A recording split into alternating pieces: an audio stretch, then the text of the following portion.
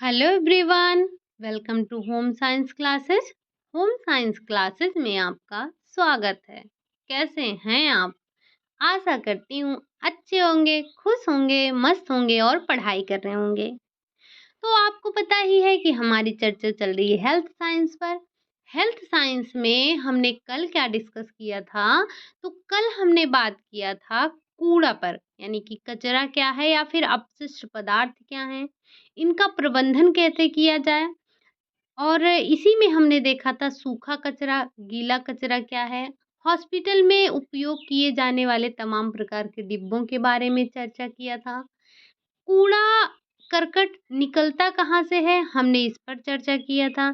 साथ ही साथ कूड़े के निस्तारण की विधियों के बारे में हमने चर्चा किया था कि किस तरह से हम कूड़े का निस्तारण कर सकते हैं। तो उम्मीद है कि कल की क्लास आपको समझ में आई होगी। जिन्होंने भी अभी तक वो क्लास नहीं देखी है तो वो जाकर देख सकते हैं। आपने कल की क्लास तो रिकॉल कर लिया। अब हमें आज क्या पढ़ना है जरा उस पर बात कर लेते हैं। तो आज हम बात करेंगे संवातन, यानी कि वेंटिलेशन पर हम बात करने वाले हैं। तो वेंटिलेशन क्या है, ये संवातन क्या है, जरा हम इस पर चर्चा कर लेते हैं। तो संवातन का अर्थ है कि कमरों में निरंतर ताजी व स्वच्छ वायु का प्रवेश तथा अशुद्ध वायु या गर्म नमी युक्त व स्थिर वायु का बाहर निष्कासन, बाहर की ओर निष्कासन।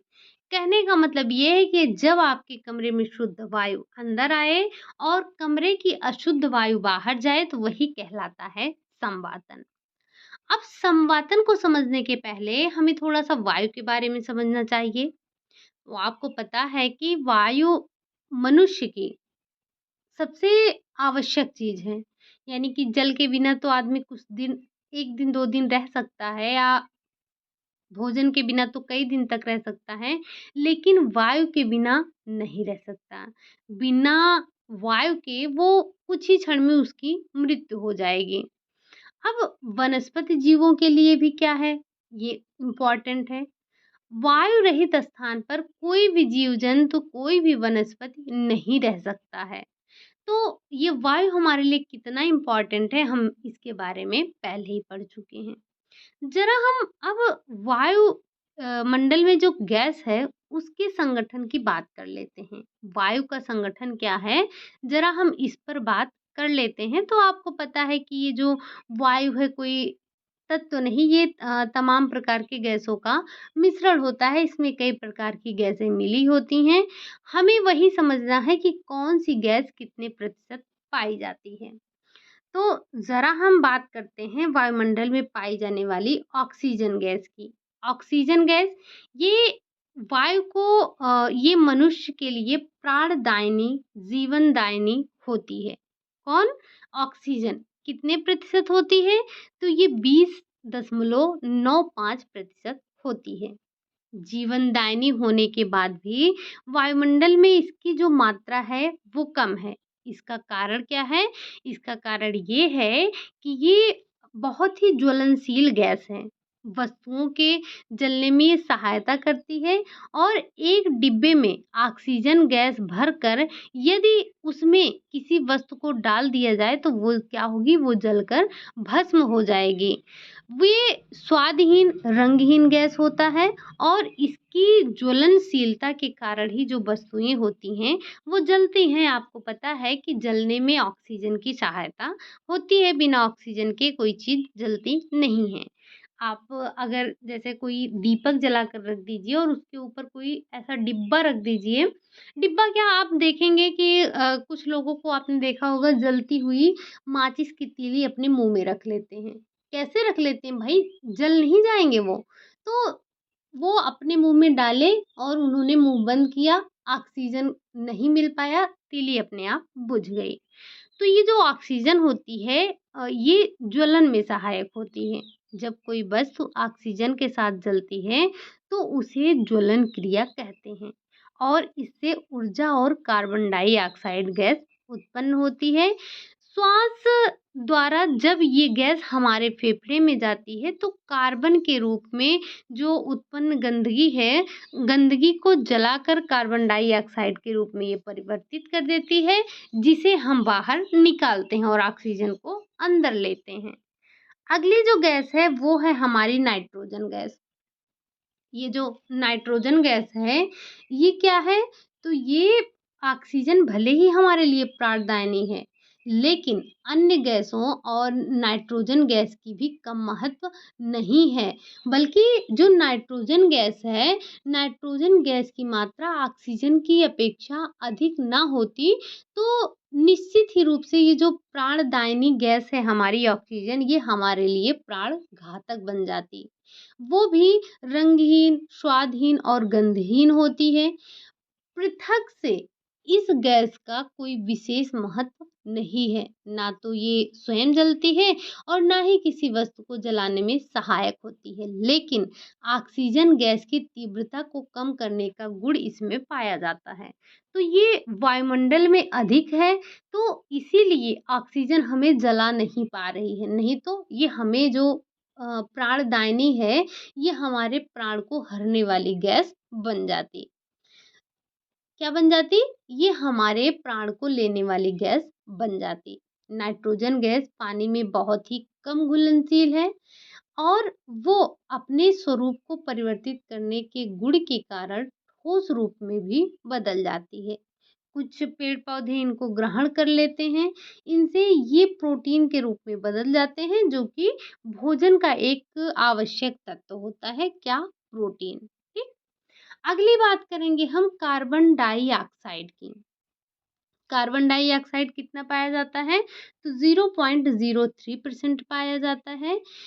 ये जो CO2 है, गैस शुद्ध वायु में बहुत कम पाई जाती है। ये श्वसन क्रिया और ज्वलन क्रिया के फलस्वरूप ही उत्पन्न होता है और ये अपने शुद्ध रूप में मनुष्य के लिए हानिकारक होता है। क्या हम कार्बन डाइऑक्साइड ग्रहण करते हैं?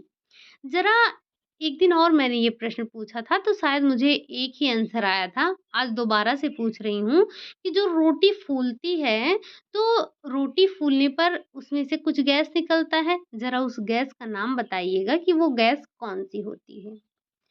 तो ये जो कार्बन डाइऑक्साइड है, ये अपने शुद्ध रूप में मनुष्य के लिए हानिकारक है, लेकिन पेड़-पौधे इसे कार्बन डाइऑक्साइड ग्रहण करते हैं और इससे कार्बोहाइड्रेट बनाते हैं। अब कार्बोहाइड्रेट के रूप में ये मनुष्य के लिए लाभदायक है। पहले हानिकारक था, अभी ये इसने चेंज कर लिया अपना फॉर्म, तो कार्बोहाइड्रेट में बदल गया और ये मनुष्य के लिए महत्वपूर्ण हो गया। अब कार्बोहाइड्रेट हमारे लिए कितना इम्पोर्टेंट है, ये आप सभी को पता है। तो ये गैस खुले वातावरण और गाँव की अपेक्षा शहरों और घनी बस्तियों में अधिक पाया जाता है और ये गैस जो होता है, ये बहुत ही विषैला होता है और दम घुटने वाला भी होता है। ठीक? अगली बात हम करेंगे आर्गन हो गया, कार्बन हो गया, कार्बन मोनोऑक्साइड हो गया, अन्य गैसें हो गईं, ये हमारे पर्यावरण में 0.9% पाई जाती हैं। फिर अगला हम बात करें जल वाष्प, धूल के कण, तो ये वायु में धूल के कण हो गए, सूखी बस्तियों के जो बारीक रेशे हो गए, ये सारी चीज़ें मिली होती हैं। तो विभिन्न स्थानों पर इनकी जो मात्रा है वो भी भिन्न-भिन्न होती है। जो ये धूल के कण होते हैं, ये शरीर में पहुँचकर हमारे श्वसन संबंधी रोग उत्पन्न करते हैं। टाइफाइड और हैजा जैसे रोग के जो जीवाणु हैं, उनसे भी मिल जाते हैं। तो ये सारी चीज़ें ये गैसों का जो वितरण है आपने देखा कि कितना और कितना हमारे लिए इम्पोर्टेंट है। अब अगली बात हम करें वायु के कार्य के बारे में। तो वायु का कार्य क्या है? हम सभी ने पहले भी देखा है वायु का 2 प्रमुख कार्य होते हैं इसके। पहला कार्य क्या होता है? तो पहला कार्य ये होता है शरीर के ताप का नियमन। आपको पता है एक स्वस्थ व्यक्ति के शरीर का जो तापमान होता है वो सामान्यतः 98.4 फ़ारेनहाइट होता है। ये वातावरण के तापमान से अधिक होता है। जब वायु शरीर को स्पर्श करती है, तो शरीर की गर्मी का कुछ अंश अपने साथ भी ले जाती है। इससे शरीर का तापमान सामान्य बना रहता है और ये क्रिया चलती रहती है और शरीर की जो ऊष्मा है वो बाहर निकलती रहती है। जब त्वचा पर पसीना आता है तो वायु उसे वाष्प के रूप में बदलकर त्वचा को सुखा देता है। अब इसके परिणाम स्वरूप क्या होगा? तो परिणाम स्वरूप त्वचा सूखी और ठंडी हो जाती है। साथ ही साथ शरीर का जो तापमान है वो भी समान हो जाता है। जब हमें खूब गर्मी लगती है तो हम क्या करते हैं? हवा ही तो लेते हैं। कहते नहीं है, जैसे अभी हम किचन में खाना ना बना रहे हो, बहुत गर्मी लगी हो, तो क्या कहते हैं, हम जा रहे हैं जरा बाहर हवा लेने। हवा यानी कि वही वायु हो गया। दूसरा कार्य क्या है? गैसों का आदान प्रदान। तो जो श्वसन क्रिया है, श्वसन क्रिया द्वारा वायु को फेफड़े में ग्रहण करना, उच्छ्वास द्वारा शरीर से उत्पन्न अशुद्ध गैस को बाहर निकालना, यही होता है गैसों का आदान प्रदान करना। तो शरीर में गैसों के आदान प्रदान की क्रिया जो है वो निरंतर चलती रहती है। अगर इसमें ज़रा भी, या हम कह सकते हैं 1-2 मिनट का भी अगर इसमें अवरोधन आ गया तो व्यक्ति की मृत्यु हो जाती है। अगर व्यक्ति साँस नहीं ले पाता है तो व्यक्ति की मृत्यु हो जाती है। ठीक? ये तो हमने देख लिया कि वायु का कार्य क्या है। ज़रा हम वायु की अशुद्धियों के बारे में बात कर लेते हैं। तो आपको पता है कि वायु में अशुद्धियाँ नहीं होती हैं, लेकिन प्रकृति ने मानव को उपहार स्वरूप शुद्ध जो वायु है वो तो प्रदान किया है। मनुष्य तो स्वयं ऐसा वातावरण निर्माण करता है जिससे वायु में कुछ ऐसे तत्व मिल जाते हैं जो कि अशुद्ध कर देते हैं। जैसे आपको पता है जल क्या है? हमें शुद्ध रूप में मिलता है, लेकिन वो हमारे पास आते-आते हमारी ही गलतियों से वो क्या हो जाता है? अशुद्ध हो जाता है। तो जल में भी कई प्रकार की अशुद्धियाँ पाई जाती हैं, जिसे हमें एक बार समझ लेना चाहिए। हालाँकि हमने इन अशुद्धियों के बारे में पहले भी चर्चा किया है, जब हमने वायु प्रदूषण पढ़ा था। ज़रा एक बार फिर से हम रिकॉल कर लेते हैं कि जो वायु में अशुद्धियाँ हैं, वो कौन-कौन सी हैं? तो सबसे पहले तो वही कार्बन डाइऑक्साइड गैस की अधिकता। अगर हम प्राकृतिक रूप से नितांत शुद्ध वायु के संगठन पर विचार करें तो ये स्पष्ट होता है कि जो शुद्ध से शुद्ध वायु में कुछ न कुछ अंश कार्बन डाइऑक्साइड का होता है और अशुद्धियां पाई जाती हैं। अब इस वायु को शुद्ध ही मानना चाहिए। अगर इन अशुद्धियों की अधिकता हो तभी हम इसको अशुद्ध वायु कहेंगे, वरना थोड़ी बहुत तो अशुद्धियां रहती ही रहती हैं, हम उनको भी शुद्ध कह सकते हैं। तो जो CO2 है ये एक विषैली गैस होती है, लेकिन इसकी अधिकता से व्यक्ति का दम घुटने लगता है और उनको गैसों की अपेक्षा ये भारी होता है। जो अन्य गैस है हमारे, उनकी अपेक्षा जो CO2 है ये भारी होता है। आप देखिए, अगर गर्मी का मौसम है और आपने एक छोटा कमरा है, बहुत बड़ा कमरा नहीं है, तो हम कह सकते हैं 8 बाई 8 का है या फिर 8 बाई 10 का भी ले लीजिए और उस कमरे को आप चारों तरफ से बंद कर दीजिए। आप चारों तरफ से बंद कर दिए, उसमें ना कोई खिड़की, ना कोई दरवाज़ा, यानी कि दरवाज़ा तो है, हमने बंद कर रखा है और कमरे में 2-4 लोग हो जाइए, बातें करिए। आप देखिए थोड़ी देर में आपका दम घुटने लगेगा। आप दरवाज़ा खोलेंगे जब बाहर की वायु आएगी और ये अंदर की वायु बाहर जाएगी, तब जाकर आपकी जान में जान आएगी। ठीक? तो ये क्या है? ये दम घुटने वाली गैस है। अगली बात करते हैं कार्बन मोनोऑक्साइड की। किसकी? Carbon monoxide. ये गैस जो है, ये गैस रेल के इंजनों और कारखानों में कोयले के जलने से उत्पन्न होता है। ये भी विषैला होता है और स्वास्थ्य पर बैड इफ़ेक्ट डालता है। अगला है जल वाष्प की अधिकता। तो बरसात के मौसम में और सीलन भरे स्थानों पर वायु में जल वाष्प की मात्रा अधिक हो जाने से वायु में आर्द्रता उत्पन्न होती है। इससे वायु जो है वो भारी हो जाती है और ये शरीर में पहुंचकर श्वसन जो हमारे अंग हैं, हड्डी हैं, हड्डी के जोड़ों पर, इन सब पर बैड इफेक्ट डालते हैं। अगला है आपका धूल के कण तथा रोग के रोगाणु जीवाणु। तो अनेक कारणों से वायु में धूल के कण, सूखी हुई वस्तुओं के रेशे, कुछ रोगों के जीवाणु, ये सारी चीजें वायु में मिलकर वायु को अशुद्ध कर देती हैं। आपने देखा ही होगा कि जब आप अपने घर का कमरा या फिर आंगन झाड़ते हैं, तब उसमें से बहुत ही हल्के हल्के, कभी ऐसा देखिए कि कमरे में अंधेरा हो और कहीं से थोड़ी सी लाइट आ रही हो, थोड़ी सी लाइट कहीं से आ रही हो, तो आप देखेंगे बिल्कुल एकदम महीन-महीन सा गर्दा उड़ता रहता है, जो कि हमें ऐसे दिखाई नहीं देता है। तो ये हमारे चारों तरफ फैले होते हैं और कभी-कभी इससे छींकें आने लगती हैं। धूल के जो कण होते हैं, ये हमारे फेफड़ों में पहुँचकर हमारे फेफड़ों में अनेक प्रकार की बाधाएँ उत्पन्न कर देते हैं। इससे जो अशुद्ध वायु है, ये कुछ रोगों के जीवाणु भी इसमें होते हैं। और ये इतने छोटे होते हैं कि आप इसे अपने नग्न आँखों से देख ही नहीं सकते हैं। अब देख नहीं सकते हैं तो इसका मतलब ये नहीं है कि ये हमारे शरीर में जाकर हमें नुकसान नहीं पहुँचाएँगे। ये हमारे शरीर में नुकसान पहुँचाते हैं। ठीक? तो ये तो हमने देखा कि वायु की अशुद्धियाँ क्या-क्या हैं। अब ज़रा हम इन अशुद्धियों के कारण को भी समझ लेते हैं। तो अशुद्धियों का कारण क्या है? श्वसन क्रिया। जो प्रत्येक प्राणी है वो जीवित रहने के लिए निरंतर श्वसन लेता है। श्वास के साथ वो ऑक्सीजन को तो ग्रहण करता है और क्या करता है? ऑक्सीजन को ग्रहण करता है और ये शरीर में पहुंचकर एक रासायनिक क्रिया करते हैं, जिसके बाद कार्बन डाइऑक्साइड गैस उत्पन्न होता है और ये गैस क्या होती है? अशुद्ध होती है। हम ये सब जानते हैं। अगला जो कारण है वो है जलने की क्रिया। जलने की क्रिया अपने जो दैनिक कार्य करने के लिए व्यक्ति ईंधन के रूप में तमाम वस्तुओं को जलाता है। इन वस्तुओं के जलने से कार्बन डाइऑक्साइड और कार्बन मोनोऑक्साइड गैस निकलती है, जो कि हमारे वायु को दूषित करती है और हमारी वायु अशुद्ध हो जाती है। अगला है पदार्थों के सड़ने से।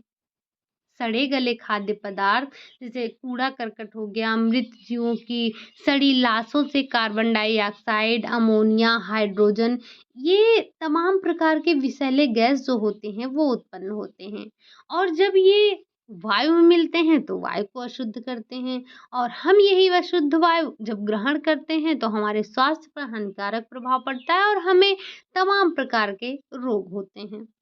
अगला है धूल के कण।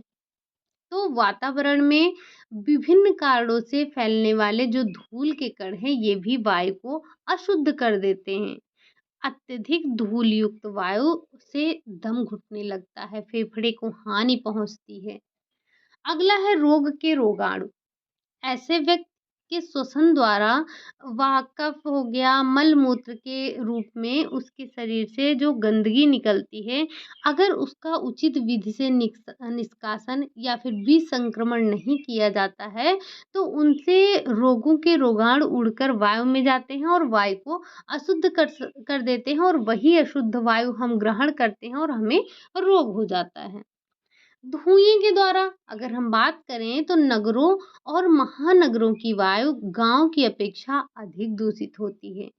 इन स्थानों पर मिल कारखाने होते हैं, जिससे पत्थर का कोयला या फिर तेल जलता है, इसमें से धुआँ निकलता है। साथ ही साथ विभिन्न हानिकारक गैसें भी उत्पन्न करती हैं और ये वायु को हमारे अशुद्ध करती हैं। यहाँ बात आई कि जलने की, धुएँ की बात आई। तो ज़रा एक बार बताइएगा कि जब हम तेल को आग पर जलाते हैं और जब उसमें से धुआँ निकलता है, तो उसे उसमें से क्या निकलता है? एक ज़हरीली गैस बनती है, वो क्या होती है? उस गैस का नाम एक बार आपको बताना है, ठीक? तो ये हमने देखा वायु की अशुद्धियों का कारण। ये तो हमने देख लिया कि अशुद्ध वायु के क्या कारण हैं, वायु अशुद्ध होने के क्या कारण हैं। अब आपको पता है कि अशुद्ध वायु के होने से हानियाँ क्या हैं? जैसे व्यक्ति को साँस लेने में तकलीफ़ होती है, श्वसन संबंधी रोग हो जाते हैं, दम घुटने लगता है, मितली होने लगती है, उल्टी होने लगती है, व्यक्ति को डिप्थीरिया, निमोनिया, खाँसी, टॉन्सिल ये सब सारे रोग हो जाते हैं और विषैली गैसों से तमाम प्रकार के रोग हो जाते हैं। तो हमें ये चर्चा करने की आवश्यकता नहीं है कि अशुद्ध वायु से क्या हानि पड़ता है। साथ ही साथ वायु को शुद्ध करने की या फिर इसको दूर करने की विधियाँ कौन-सी हैं? तो प्राकृतिक और कृत्रिम दोनों हैं। प्राकृतिक में गैसों का विसरण यानी कि गैसों का विसरण, विसरण का अर्थ होता है फैलना। तो गैसों का विसरण सही से हो, गैस एक स्थान पर स्थिर ना रहें, ये सभी जगहों पर फैल जाएँ, पेड़-पौधे लगाएँ, आंधी-तूफान चले तो जो अशुद्ध वायु है वो दूर हो जाए वर्षा के जल से, ये तमाम विधियाँ होती हैं वायु को शुद्ध करने की। कृत्रिम विधि में क्या आता है? तो प्राकृतिक साधनों द्वारा वायु स्वयं शुद्ध होता है, लेकिन जैसे बड़े-बड़े हॉल, सिनेमा घर, थिएटर ये सारी चीज़ें होती हैं, यहाँ पर प्राकृतिक वायु नहीं पहुँच पाता है, तो हमें कृत्रिम विधियों से इनको शुद्ध करना पड़ता है। तो इसके लिए कृत्रिम साधन में क्या है, जैसे पशुशाला हो गए, रेलवे स्टेशन, कारखाने इनको दूर बनवाना चाहिए। रसोई घर में धुएँ के लिए निकलने के लिए चिमनी वगैरह होनी चाहिए। हमें ऐसे ही कोई सड़ी-गली चीज़ को फेंक नहीं देना चाहिए। आस-पास अपने जो है वृक्षों को लगाना चाहिए। तो ये तमाम प्रकार की हम उपयोग करके अपने वायु को शुद्ध अशुद्धियों को दूर कर सकते हैं। अब हम बात कर लेते हैं ज़रा संवातन की। वैसे हम बात करने वाले थे संवातन पर ही, लेकिन हम चर्चा करते वायु पे आ गए क्योंकि भाई संवातन का संबंध ही हमारे वायु से है। तो संवातन का अर्थ होता है कि घर में शुद्ध वायु को अंदर ले जाना और अशुद्ध वायु को बाहर निष्कासित करना। यही काम होता है संवातन का। तो संवातन के साधन कौन-कौन से हैं? संवातन करने के साधन कौन-कौन से हैं, ज़रा हम इन पर बात कर लेते हैं। तो सबसे पहले अगर संवातन की बात करें तो ये 2 प्रकार से होता है। एक होता है प्राकृतिक संवातन और दूसरा होता है कृत्रिम संवातन। प्राकृतिक संवातन में क्या होता है? ये आपके लिए यहाँ से ये भी इम्पोर्टेंट है, क्योंकि यहाँ से आपसे पूछा जाता है कि कौन-सा प्राकृतिक है, कौन-सा कृत्रिम संवातन है। तो प्राकृत वायु की संवातन क्रिया निरंतर चलती रहती है। प्राकृतिक संवातन के साधन निम्न प्रकार से हैं, निम्न सिद्धांतों पर कार्य करते हैं। सबसे पहले बात करें अगर चूषण या फिर वायु क्रिया, ये आपसे पूछा गया है कि चूषण क्या है, प्राकृतिक है, कृत्रिम है, वाहन धाराएँ क्या है, विसरण क्या है? तो ज़रा हम समझते हैं कि चूषण क्या है। बस आप एक कहानी के रूप में सुन लीजिए, बाकी इन तीनों नामों को ध्यान रखिएगा। चूषण या फिर वायु क्रिया, वायु का ये मौलिक गुण है कि वो अधिक दबाव वाले स्थान से कम दबाव वाले स्थान की ओर तीव्र गति से संवाहित होता है। अगर कमरे के अंदर की वायु का दबाव कमरे की बाहर वाली वायु के दबाव से कम होगा, तभी बाहर की जो बाहर की वायु है वो अंदर आएगी। अगर कमरे की वायु का दाब बाहर की अपेक्षा अधिक है, तो वायु अंदर से बाहर की ओर जाने लगेगी। इसी क्रिया को चूसण कहते हैं या फिर वायु क्रिया कहते हैं। अगला है वाहन धाराएँ। वाहन धाराएँ यानी कि जब कमरे की वायु गर्म होकर हल्की हो जाती है, तो वो ऊपर उठ जाती है। जैसे ये कमरा है, अगर इस कमरे की वायु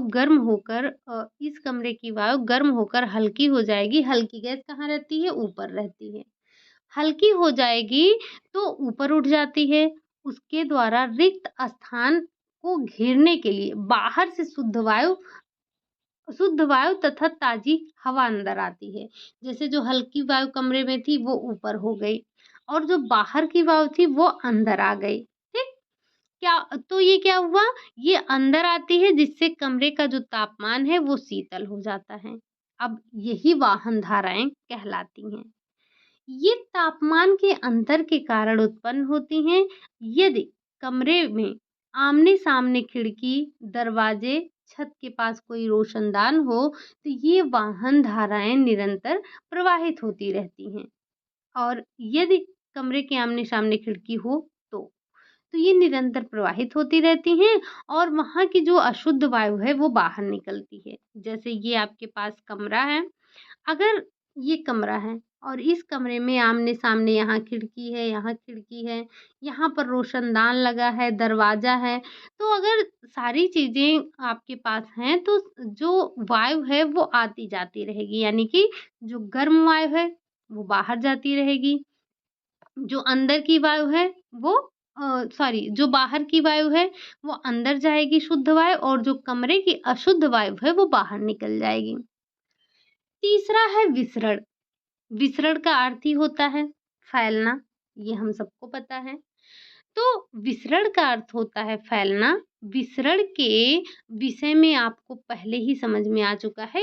आपने अभी-अभी देखा था कि जो हमारे वातावरण को शुद्ध करने के लिए हम किसका प्रयोग करते हैं प्राकृतिक में, तो गैसों के विसरण में। उसमें क्या देखा था कि विसरण का अर्थ होता है फैलना।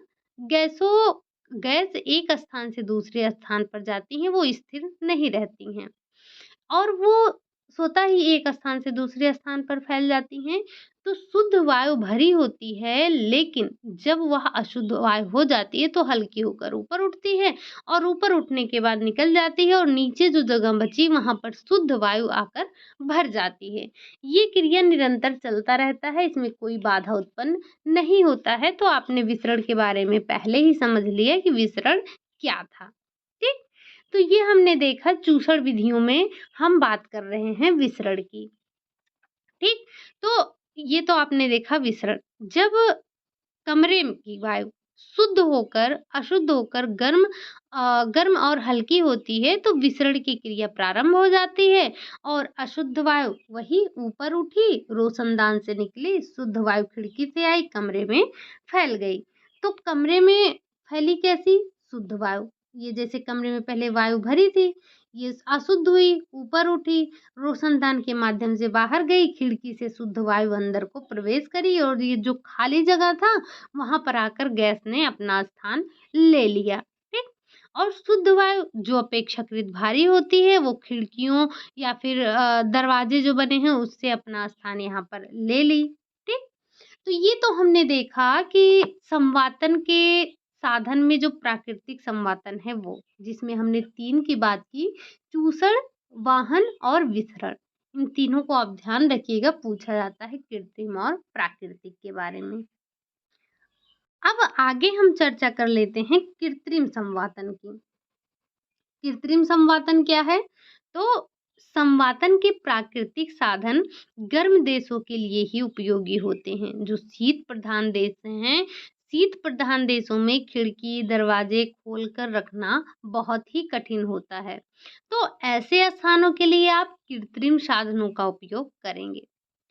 कृत्रिम साधनों की व्यवस्था उन स्थानों पर की जाती है जहां पर संवातन के प्राकृतिक साधन पर्याप्त नहीं होते हैं और खिड़की दरवाजे खोलकर बैठना संभव नहीं होता है। जैसे आप बात कर लें तो बड़े-बड़े कारखाने हो गए, चिकित्सालय हो गया, सिनेमा घर हो गया। क्या आप सिनेमा घर में प्राकृतिक संवातन ला सकते हैं? खिड़की दरवाजे कर दीजिए तमाम और सब कुछ खुला छोड़ दीजिए, रोशनदान वगैरह लगा दीजिए, तो ये संभव नहीं है। कृत्रिम संवातन का अर्थ है यंत्रों तथा बिजली की सहायता से जब वायु के आगमन और निष्कासन की व्यवस्था की जाती है तो उसे कृत्रिम संवातन कहते हैं। जब प्राकृतिक रूप से हो रहा था तो हमने उसे प्राकृतिक कहा। अभी जब ये कृत्रिम रूप से यानी कि बिजलियों के द्वारा हो रहा है तो इसे हम कृत्रिम संवातन कहते हैं। और ये संवातन यांत्रिक उपकरणों पर आधारित होता है जो कि बिजली की सहायता से कार्य करता है। इम्पोर्टेंट ये है कि आपको समझना है कृत्रिम संवातन की विधियां कौन-कौन सी हैं। किन-किन विधियों का कृत्रिम संवातन में प्रयोग किया जाता है।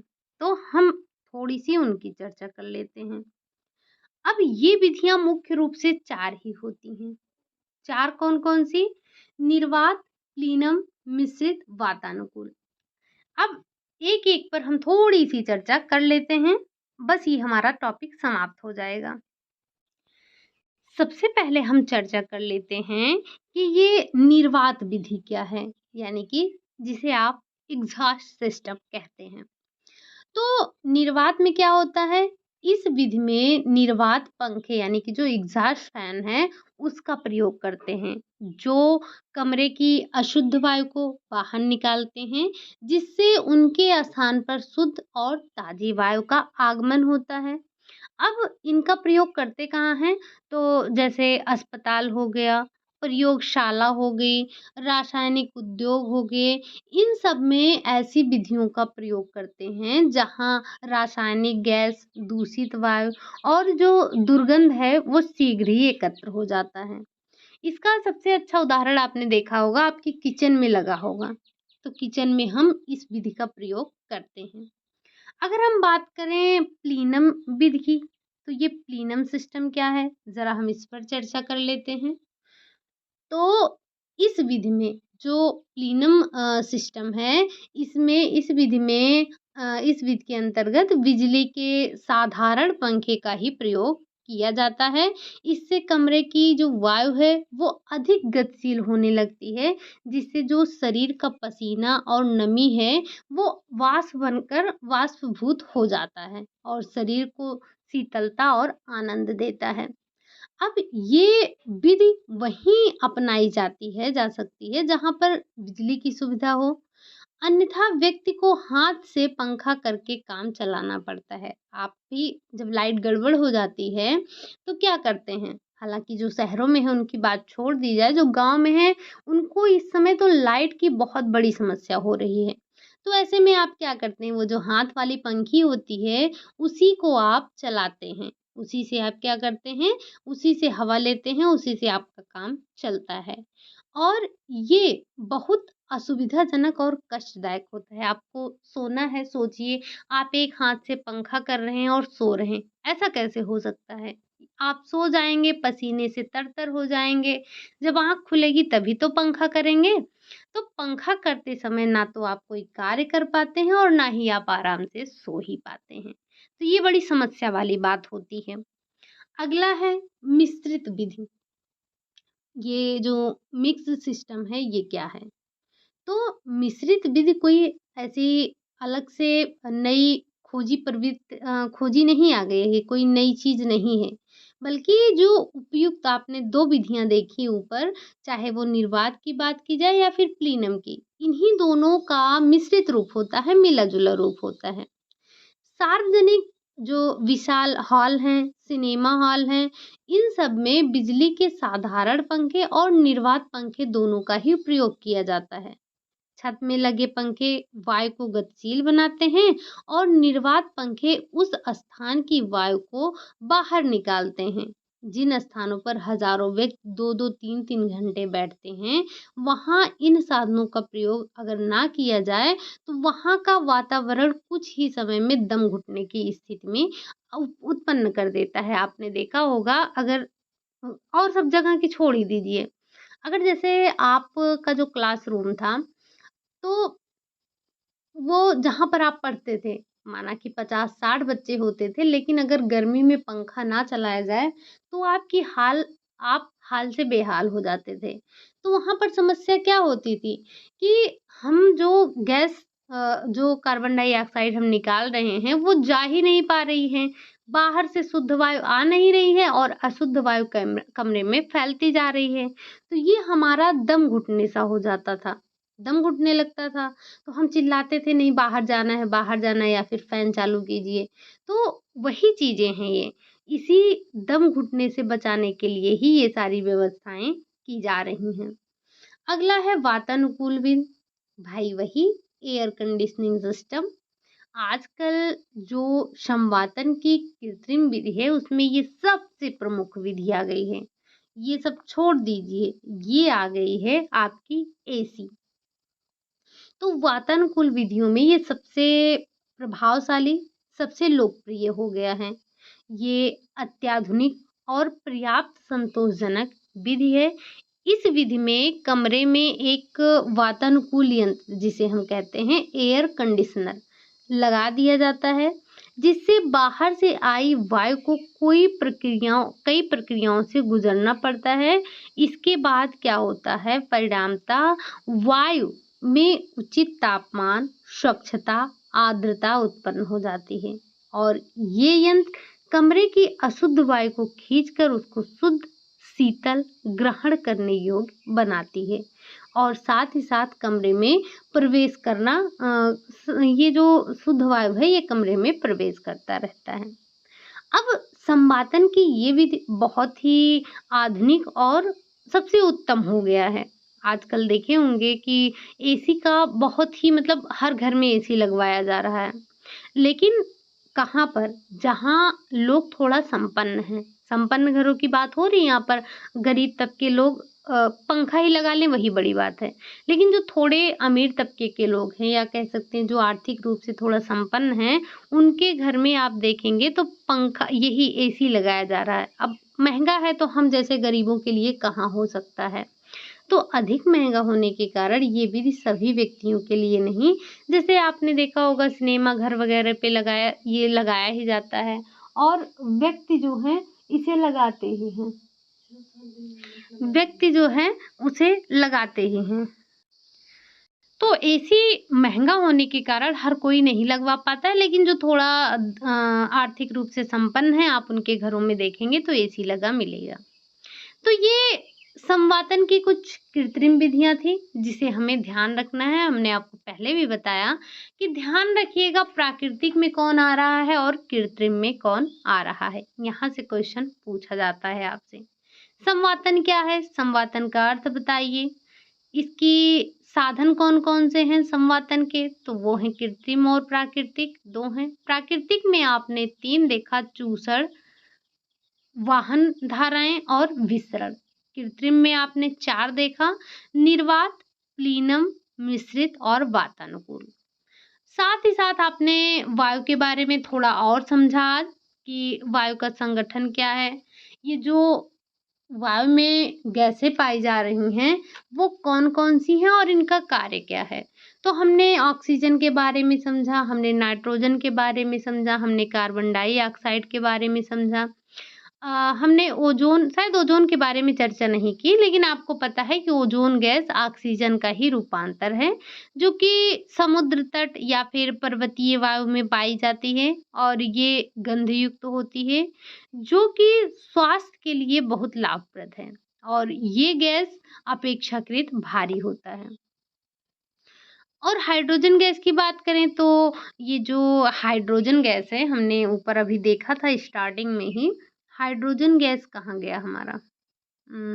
गैसों का विस्तरण, हाँ, ये रहा। यहाँ पर हमने कार्बन, यहाँ पर हाइड्रोजन की चर्चा नहीं हुई है, लेकिन आपको पता है कि हाइड्रोजन भी है। ये अन्य गैसों में शामिल हो जाता है, बहुत ही कम मात्रा में होता है। तो जो हाइड्रोजन गैस है ये अन्य गैसों की अपेक्षा हल्की होती है और ये हानिकारक गैस होती है।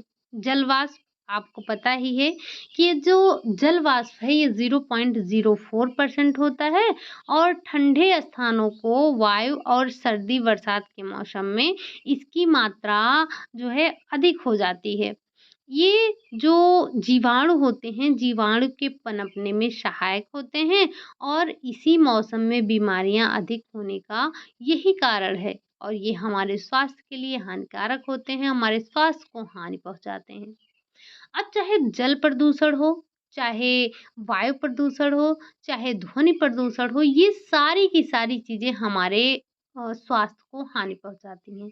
हालांकि हम स्वास्थ्य पढ़ ही रहे हैं, स्वास्थ्य के बारे में पढ़ ही रहे हैं, तो जो भी चीजें यहाँ देखेंगे जो हमारे स्वास्थ्य को हानि पहुंचाती हैं और जो हमारे स्वास्थ्य को स्वस्थ रखती हैं, उन्हीं पर बात करने वाले हैं। तो आपको पता है कि हमने कल भी आपसे कहा था और फिर से कह रहे हैं कि हम जो जल जनित रोग हैं, वायु जनित रोग हैं, अभी उसकी चर्चा नहीं करेंगे क्योंकि हमने इससे पहले चर्चा कर ली है। कुछ क्वेश्चन को हम देखेंगे, क्वेश्चन के माध्यम से थोड़ी बहुत चीज़ों को हम समझेंगे, ठीक? बाकी इसकी क्लास एक बार हुई है, आप उसे देख लीजिए एक बार। जब हम अपना पूरा सिलेबस कवर अप कर लेंगे, फिर हम स्टार्टिंग से पढ़ना शुरू करेंगे। हमारा चक्र क्या चलेगा? हमारा चक्र चलेगा, सबसे पहले हमने क्या देखा था, तो हम यहाँ पर बात कर लेते हैं। सबसे पहले हमने क्या देखा था? सबसे पहले हमने एक्सटेंशन एजुकेशन देखा, फिर शायद से हमने होम मैनेजमेंट देखा, फिर हमने देखा न्यूट्रिशन साइंस, फिर हमने देखा टेक्सटाइल और लास्ट में हमने देखा सीडी। अभी हम पढ़ रहे हैं क्या? Health science. उसके बाद हम थोड़ा-सा फिजियोलॉजी पर चर्चा भी करेंगे, जो कि आपके लिए उसमें से जो-जो इम्पोर्टेंट टॉपिक होंगे हम उस पर चर्चा करेंगे। उसके बाद फिर हम घूम कर आ जाएँगे अपने इसी एक्सटेंशन पे, फिर होम मैनेजमेंट, न्यूट्रिशन साइंस, फिर टेक्सटाइल, सीडी और लास्ट में फिर हमारा हेल्थ साइंस चलेगा। तो इस तरह से हमारा ये जो चक्र है ये चलता रहेगा। ठीक? तो आज के लिए हम बस यही इतना रखते हैं। क्लास आपको कैसी लगी? जो भी क्वेश्चन आपसे पूछे जाते हैं उसका जवाब ज़रूर दिया कीजिए। क्लास अगर आपको अच्छी लगी हो तो लाइक कर दीजिएगा, चैनल को सब्सक्राइब कर लीजिएगा, साथ ही साथ कमेंट भी कर दीजिएगा और जो क्वेश्चन आपसे पूछे गए हैं उनका जवाब ज़रूर दीजिएगा। चलिए फिर आज के लिए यही इतना रखते हैं। मिलते हैं नेक्स्ट क्लास में। तब तक के लिए बाय बाय, टेक केयर।